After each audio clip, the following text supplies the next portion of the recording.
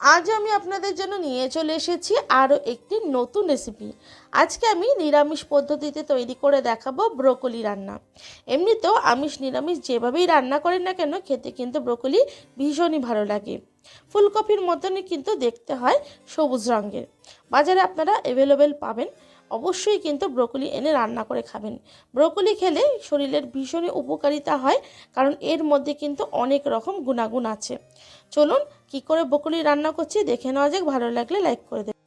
ব্রোকলির recipe বানানোর জন্য দেখুন প্লেটে নিয়ে নিয়েছি একটা মিডিয়াম সাইজের ব্রোকলি।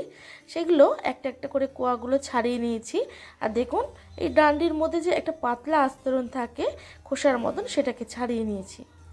এইভাবে সবগুলোকে কেটে ধুয়ে পরিষ্কার করে নেওয়ার পরে দেখুন অন্য একটি প্লেটে নিয়ে নিয়েছি আলু দিয়ে নিরামিষভাবে আজকে ব্রোকলিটা রান্না করব। নিয়ে নিয়েছি এখানে টমেটো আর কড়াইশুঁটি। চলুন এবার রান্নাটা করে নেওয়া যাক। ওভেনে বসিয়ে দিয়েছি একটা কড়াই, তার মধ্যে দিয়ে দিচ্ছি আমি সর্ষের তেল। তেলটা দিয়ে তেলটা ভালো মতন গরম করে নিতে হবে। গরম হয়ে আসলে এর মধ্যে ব্রোকলিগুলোকে দিয়ে ভাজা করে নিতে হবে। ব্রোকলিগুলো দেওয়ার পরে এর মধ্যে একটুখানি নুন দিয়ে ভাজা করবেন। আর যখন আপনারা ব্রোকলিগুলো ভাজবেন না, তখন কিন্তু গ্যাসের ফ্লেমটা একদমই মিডিয়াম টু লোতে করে রাখবেন। বেশি বাড়িয়ে কিন্তু ভাজবেন না। এইভাবে আস্তে আস্তে করে 5 মিনিটের মতন ভেজে নেওয়ার পরে এটাকে আমি তুলে নিচ্ছি। তুলে নেওয়ার পরে আবারও আমি এর মধ্যে দিয়ে নিচ্ছি সর্ষের তেল। খুব বেশি তেল দিয়ে কিন্তু আজকে রান্নাটা করব না, খুবই হালকা ফুলকা করে করব, তাই এখানে খুব বেশি তেল ব্যবহার করলাম না।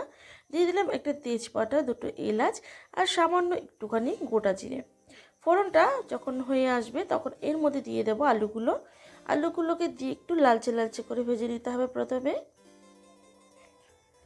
দেখুন আমার কিন্তু আলুগুলো ভেজে নেওয়া হয়ে গেছে।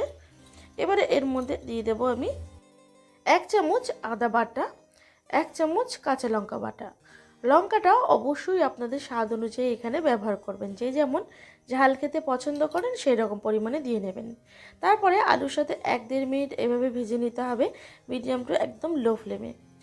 এবারে দিয়ে নিচ্ছি এখানে 1 চামচ পরিমাণ জিরের গুঁড়ো, 1/2 চামচ ধনের গুঁড়ো, 1 চামচ হলুদ দিয়ে নেব।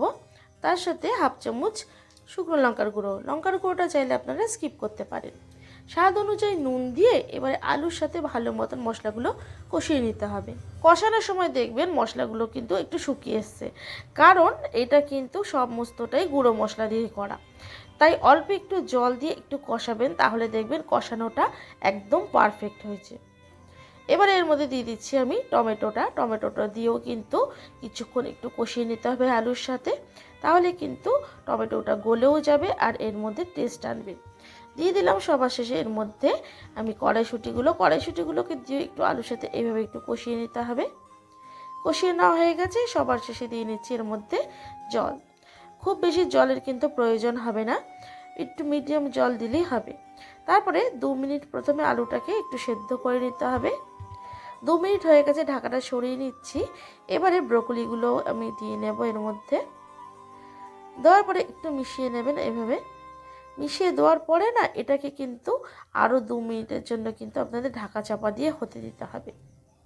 খুব বেশি কিন্তু আপনারা বয়েল করবেন না, তাহলে কিন্তু ব্রোকলির স্বাদটা নষ্ট হয়ে যাবে, খেতে ভালো লাগবে না। একটু ক্রাঞ্চি ভাব থাকবে, সেরকম অবস্থায় কিন্তু আপনাদের রেসিপিটা বানাতে হবে, তাই জন্য খুব বেশি বয়েল কিন্তু করবেন না। দেখুন আমি এবার ঢাকা চাপা দিয়ে এটা 2 মিনিটের জন্য হতে দেব। 2 মিনিট হয়ে এসছে, ঢাকাটা সরিয়ে নিচ্ছি। এবারে এর মধ্যে দিয়ে দেবো আমি সামান্য একটু চিনি। যেহেতু এটা নিরামিষভাবে রান্না করেছি, তাই একটু চিনি দিলে খেতে ভালো লাগবে। ওপর থেকে অল্প একটু গরম মশলা দিয়ে ভালো মতন সমস্তটা একবার এভাবে মিশিয়ে দেবেন। মিশিয়ে দিয়ে 1 মিনিটের মতন একটু বয়েল করে নিলে কিন্তু তৈরি হয়ে যাবে আমাদের সুস্বাদু ব্রোকলি। দেখুন আমার কিন্তু রান্নাটা একদম রেডি। একটা বাটিতে বেড়ে আপনাদের দেখিয়ে দিচ্ছি। স্বাদে গুণে দুটোতেই কিন্তু অপরিসীম হয় এই ব্রোকলি। খেতে তো দুর্দান্ত টেস্টি, একবার খেলেই বুঝতে পারবেন যারা খাননি। আর যারা খেয়েছেন তারা তো জানেন ব্রোকলির গুণাগুণ আর খেতে কতটাই ভালো লাগে। আজকে রেসিপিটা যদি আপনাদের ভালো লাগে তাহলে কিন্তু অবশ্যই একটা লাইক করে দেবেন। আর আমার চ্যানেলে নতুন বন্ধু হয়ে থাকলে চ্যানেলটিকে সাবস্ক্রাইব করে রাখবেন।